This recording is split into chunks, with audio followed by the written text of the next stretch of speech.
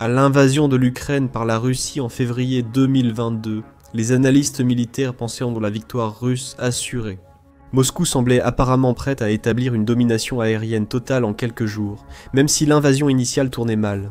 On s'attendait à ce que la Russie s'appuie sur son arsenal de 1500 avions de combat, ses systèmes de guerre électronique avancés, et ce qui était considéré comme l'un des réseaux de défense aérienne les plus redoutables de la planète pour maintenir la pression.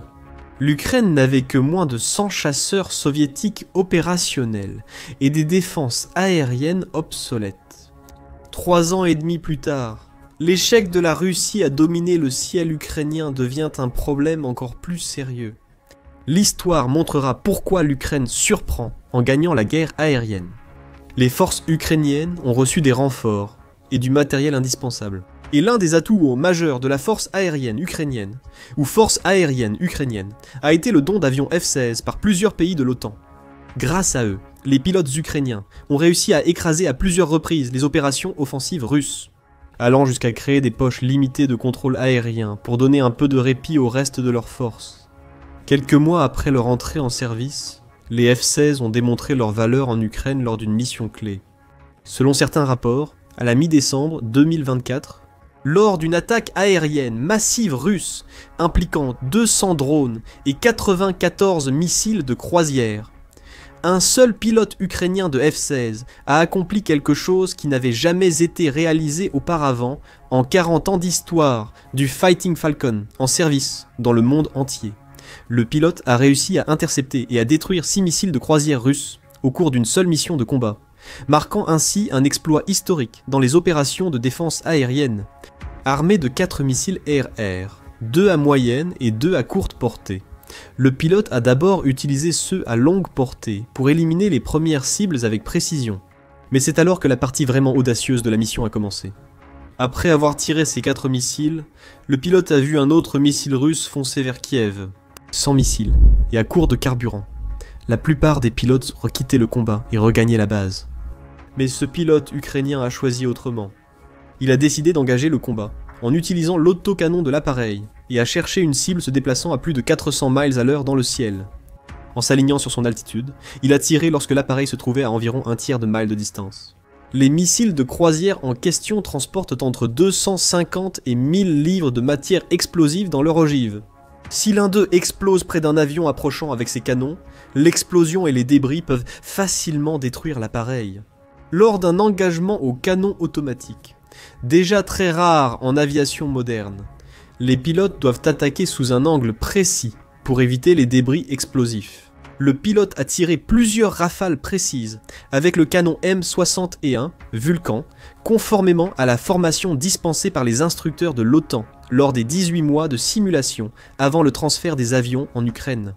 Une analyse après le vol a révélé que 2 missiles volaient côte à côte sur une ligne verticale, en formation tactique empilée, visant à paraître comme une seule cible et à limiter les risques de contre-attaque. Le pilote a détruit les deux d'une seule rafale. Pour la première fois, un pilote ukrainien de F-16 a utilisé le canon de l'appareil contre des missiles de croisière en combat réel. Tout ce qui précédait n'était que des entraînements simulés, jugés irréalisables en situation réelle. Même les responsables américains et les pilotes chevronnés ont été impressionnés par la maîtrise rapide des appareils par les pilotes ukrainiens, malgré moins de 4 mois d'accès. À ce moment-là, comment l'Ukraine s'en est sortie ? Passée d'une force aérienne, qu'on croyait anéantie à la domination du ciel avec quelques chasseurs occidentaux, que d'autres pays voulaient réformer. Eh bien, ce parcours a commencé par des années de demandes désespérées pour des avions de chasse modernes. À l'arrivée des F-16 en août 2024, les sceptiques ont souligné qu'il s'agissait de variantes plus anciennes, blocs 10 et 15 ayant beaucoup d'heures de vol et sans les capacités des modèles récents. Ce n'étaient pas des avions de combat de pointe sortis tout droit de la chaîne de production. Il s'agissait d'appareils que des pays de l'OTAN comme les Pays-Bas, la Belgique et le Danemark étaient en train de retirer progressivement alors qu'ils passaient au F-35 de 5e génération. En résumé, ces avions auraient soit fini à la casse, soit été entreposés quelque part dans un hangar froid pendant des années, voire des décennies. Ils auraient été désaffectés pour être exposés dans des musées, ou bien vendus ou donnés à des pays qui ne possédaient même pas cette génération précédente d'avions. Après que l'OTAN a compris que la Russie resterait agressive envers l'Ukraine et l'Occident, la dernière option a paru la plus logique. Et même dans ce cas, il a fallu environ 18 mois après le début de l'invasion pour obtenir des confirmations concrètes que les avions seraient envoyés en Ukraine. Mais ces chasseurs de seconde main ont été transformés en quelque chose de bien plus performant que ce que leurs spécifications d'origine laissaient supposer. Les F-16 ukrainiens, blocs 15 et 20, ont été modernisés à mi-vie. Les versions alliées européennes possèdent une avionique améliorée, avec ordinateur de mission avancé et pods de ciblage permettant des frappes précises et l'intégration d'armes modernes au temps. Avant que tout avion ne parte pour l'Ukraine, il devait subir ces modifications approfondies, qui les rapprochèrent des normes actuelles de l'OTAN, ou de ce qu'un F-16 en service actif devait être. C'était l'équivalent des F-22, ou F-35 mais sur une plateforme plus ancienne.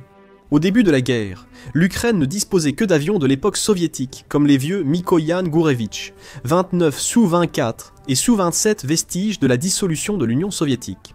En raison d'une grave crise économique et géopolitique sur 2 décennies, l'Ukraine manquait de budget et de moyens pour entretenir ou moderniser ses avions seuls.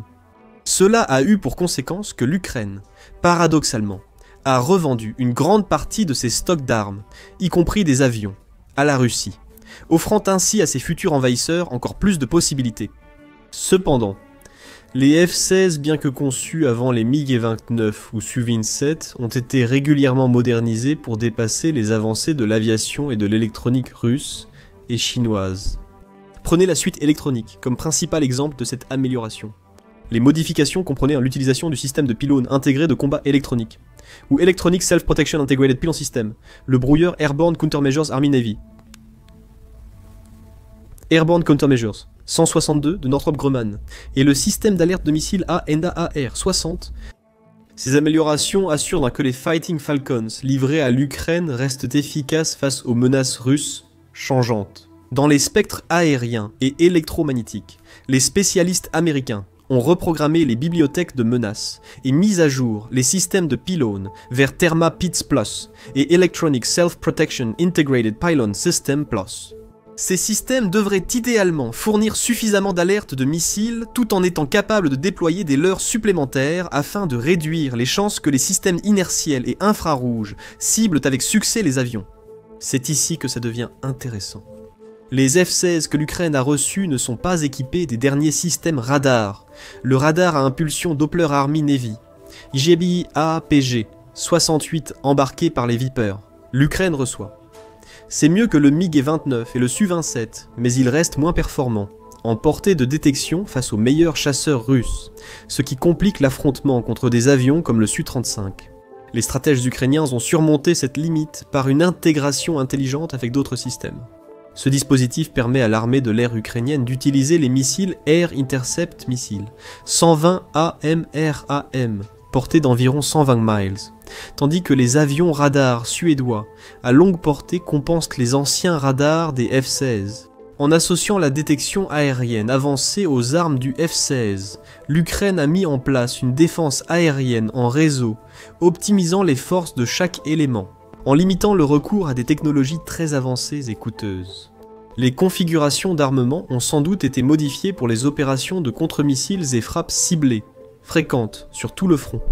Les F-16 ukrainiens transportaient d'anciens missiles Air Intercept Missiles, 9 LM Sidewinder et Air Intercept Missiles, 120C, C5 ou C7, au lieu des versions avancées, Air Intercept Missiles, 9X et Air Intercept Missiles, 120D. Ces missiles, bien que plus anciens dans l'arsenal américain, restent très performants et offrent un net progrès par rapport à l'équipement soviétique des chasseurs ukrainiens. Plus important encore, les F-16, ayant bénéficié de mises à niveau à mi-vie, peuvent déployer une gamme beaucoup plus large d'armes de précision guidées. Pour les attaques au sol, on peut utiliser ARMS, J, DAM, Zuni, Hydra, Rocket, Small Diameter Bomb et Pavway. Les pilotes ukrainiens disposent aussi de systèmes de visée sur casque, leur permettant de tirer efficacement et intuitivement des missiles pour la forte déflexion.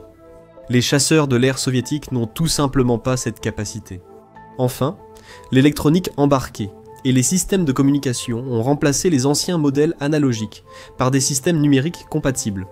Selon le communiqué de presse initial, avant leur premier vol en août 2024, les F-16 AM du Danemark, des Pays-Bas et de la Norvège auraient déjà reçu plusieurs modifications, dont de nouveaux ordinateurs centraux et des calculateurs de conduite de tir avancés, des interrogateurs d'aéronefs avancés, le Joint Helmet Mounted Queuing System, le Sniper XR, des pods Forward Looking Infrared avancés, le Link 16 de l'OTAN, le Data Link, un espace de bataille partagé, la connaissance de la situation et des cockpits tout écran avec 3 écrans couleurs multifonctions.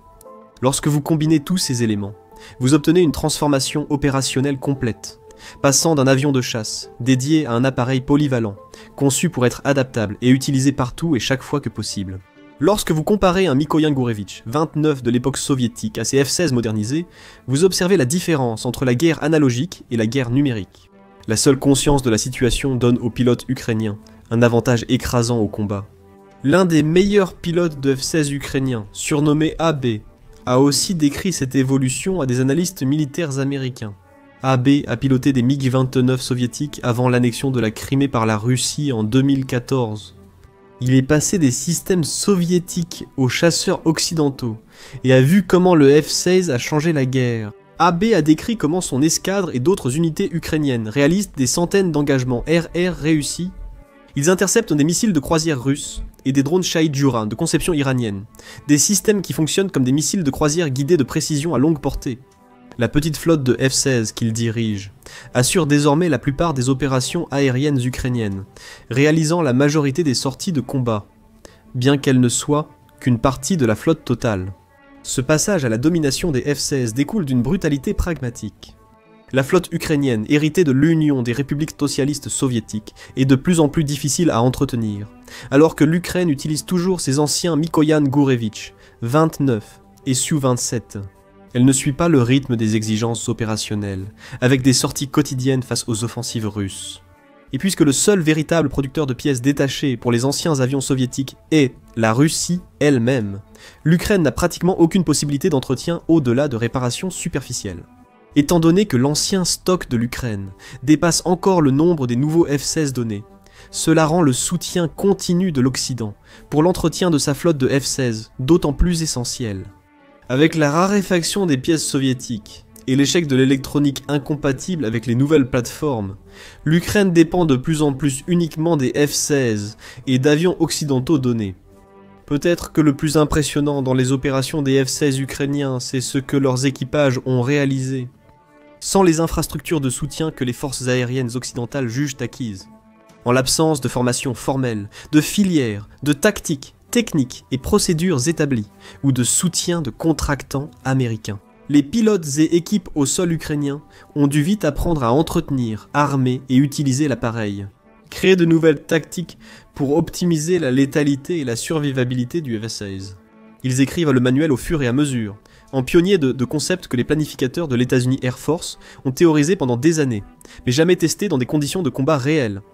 Prenez par exemple l'Agile Combat Employment, concept de l'États-Unis Air Force, visant à assurer les opérations aériennes, même si les bases principales sont attaquées. L'objectif est d'utiliser des terrains d'aviation dispersés, de bouger souvent, et de maintenir le rythme des vols avec peu d'infrastructures. La force de F-16 ukrainienne applique cette technique en temps réel, subissant des attaques russes constantes, se déplaçant souvent pour les déjouer, tout en opérant avec un minimum d'infrastructures. Les équipages ukrainiens ont prouvé l'efficacité de l'emploi agile au combat, mieux que tout exercice ou simulation. Les résultats parlent d'eux-mêmes. Malgré les efforts constants des Russes top pour détruire leurs bases et leurs avions, l'Ukraine a maintenu des taux de sortie impressionnants. Après 4 ans d'attaques aériennes et de missiles russes, l'Ukraine a gardé toutes ses bases aériennes intactes et opérationnelles. Les services de renseignement russes localisent en partie les vols de F-16 ukrainiens, mais leur mobilité et dispersion les rendent presque impossibles à intercepter au sol. Cette sécurité opérationnelle s'étend également aux pilotes eux-mêmes. L'armée de l'air ukrainienne refuse de divulguer les noms ou des informations détaillées sur ses pilotes de F-16, comprenant que la Russie les ciblerait immédiatement. Le pilote, qui a détruit 6 missiles de croisière en une mission, reste anonyme près d'un an après et n'est connu que pour ses exploits. Mais piloter des F-16 contre la Russie exige plus que de simples performances théoriques et des tactiques ingénieuses. AB a affirmé que les capacités de guerre électronique russes deviennent plus difficiles à contrer, avec des brouillages, leurres et interférences quotidiens à surmonter. La Russie a déployé des systèmes de guerre électronique sophistiqués pour aveugler, désorienter et perturber les avions de l'OTAN. Chaque mission oblige les pilotes ukrainiens à naviguer dans ce labyrinthe électronique tout en surveillant plusieurs menaces. Les systèmes radar et de ciblage avancés du F-16 aident à percer la guerre électronique russe, mais cela reste un combat permanent dans le spectre électromagnétique. AB a insisté sur la nécessité urgente de systèmes de guerre électronique plus performants, surtout pour les contre-mesures. Cela permettrait à l'Ukraine de se concentrer sur les missions et les frappes, plutôt que sur l'évitement des défenses. Les F-16 ont aussi un léger souci avec les missiles. La plupart des variantes de missiles que transportent les F-16 ukrainiens ont une portée effective comprise entre 30 et 80 km, soit environ la moitié de la portée des missiles R-77 russes. De ce fait, les pilotes ukrainiens doivent s'approcher beaucoup plus près pour engager le combat que les avions russes, ce qui les expose à un plus grand risque. Ainsi, l'Ukraine privilégie l'usage des F-16 pour intercepter missiles de croisière et drones, plutôt que d'affronter directement les chasseurs russes avancés. L'ancien porte-parole de l'armée de l'air, Yuri Ignat, a admis que ces avions ne sont pas assez modernes pour rivaliser avec les Su-35 russes, l'Ukraine évitant de les affronter directement à cause des risques. Il ne s'agit pas d'un manque de compétences des pilotes, mais d'admettre les limites technologiques des anciens F-16 face aux chasseurs russes modernes. Lorsqu'on a demandé à B ce que les États-Unis pourraient en faire pour augmenter au maximum leurs chances de succès, il a répondu qu'il fallait déployer des F-16 Block 70 et envoyer plus de missiles. Le F-16 Block 70 incarne l'excellence du combat. La technologie Falcon, utilisant un radar imagerie de synthèse d'ouverture inverse moderne et des systèmes de guerre électronique avancés, tout en étant entièrement compatible avec les dernières armes de précision. C'est exactement ce dont l'Ukraine a vraiment besoin pour atteindre une véritable supériorité aérienne. Malgré l'absence de variantes avancées, les pilotes ukrainiens exploitent les anciens F-16 grâce à leurs compétences, innovation et détermination. Cependant, l'impact des F-16 dépasse largement les missions de combat individuelles. Avant les F-16, les bombardiers russes opéraient presque impunément, tirant des missiles de croisière depuis leur espace aérien. Les avions d'attaque russes pouvaient soutenir les opérations au sol près du front sans réelle menace aérienne. La défense aérienne de l'Ukraine était purement réactive, abattant les missiles et drones entrants après qu'ils aient déjà été lancés. Les F-16 servent surtout à intercepter les drones et missiles de croisière russes, illustrant leur potentiel face à certaines menaces par des succès remarquables.